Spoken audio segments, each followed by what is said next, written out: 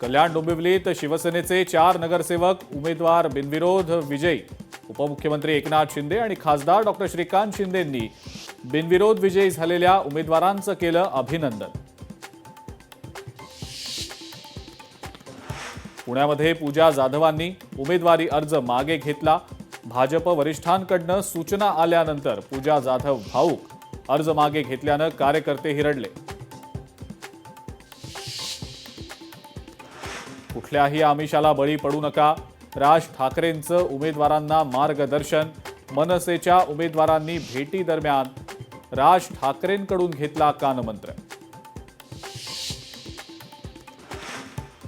Worli dome इथून 3 तारखेला महायुती महापालिकेचं रणशिंग फुंकणार। संध्याकाळी 6 वाजता मुख्यमंत्री आणि दोन्ही उपमुख्यमंत्र्यांच्या उपस्थितीत वरळीमध्ये होणार सभा। अहिल्यानगर पालिका निवडणुकीमध्ये अजितदादांच्या राष्ट्रवादीनं खातं उघडलं। कुमार वाकळेंची प्रभाग 8D मधून बिनविरोध निवड। नाशकात भाजपमधला अंतर्गत वाद पुन्हा एकदा चव्हाट्यावर। कार्यकर्त्यांकडून भाजप शहराध्यक्ष सुनील केदारांना घेराव। कार्यकर्त्यांचा रोष पाहून केदारांचा काढता पाय।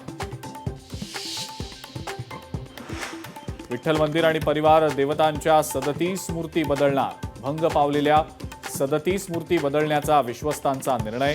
जुन्या मूर्ती मंदिरामध्येच संग्रहालय स्वरूपात संरक्षित ठेवल्या जाणार।